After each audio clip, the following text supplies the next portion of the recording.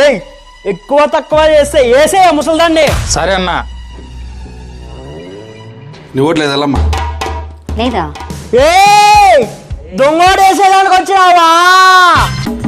లేదన్నా, పోయినసారి ఎలక్షన్ లో అంతకు ముందు ఎలక్షన్ లో ఇక్కడే ఓటు వేసానన్నా. ఏయ్ తెరమట దాన్ని. ఏ ఆఫీసరు దాన్ని తొరముతావా మమ్మల్ని తొరమంటావా? ఏం దగ్గరుండి దొంగోట్లు వేస్తానవా?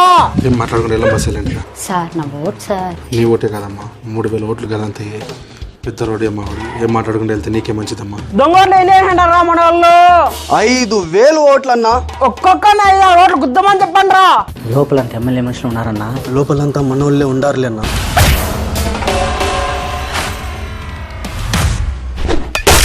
ఓటే వేసి మళ్ళీ దొంగ ఓటు వేయడానికి వచ్చినావా? నేను వేయలేదు సార్, నేను ఇప్పుడే వచ్చాను సార్. వెళ్ళమ్మా, పక్కకి వెళ్ళు.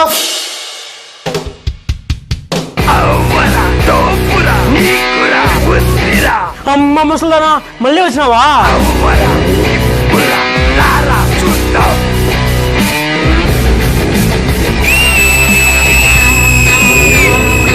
అన్నా, ఆ ముసలిది వచ్చిందంటే నిన్ను పంపించేస్తున్నా. అంటే ఎలక్షన్ లో ఖర్చు పెట్టండి బంతా. గోవిందా వచ్చు గోవిందా.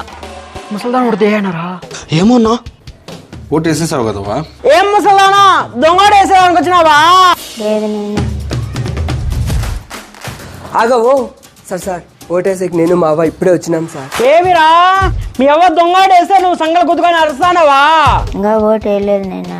మన ఓట్లు మనకు తెలియకుండా ఎవరో దొంగ ఓట్లు వేసినారవ్వా.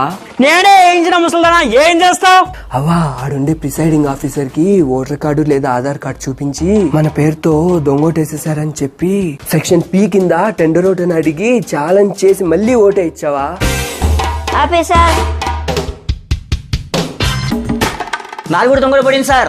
ఎక్కువ శాతం టెండర్ ఓట్లు నమోదైతే ఎలక్షన్ రద్దు అవుతుందన్నా. ఎలక్షన్ రద్దు అవుతుందా? అంటే ఇప్పుడు పెట్టిన ఖర్చు గోవిందా గోవిందా. అవ్వా అవ్వా ఓటు ఎవరికి వేస్తారవ్వా? మంచికి ఓటు వేస్తానైనా. మేము కూడా టెండర్ ఓటు వేస్తాం సార్.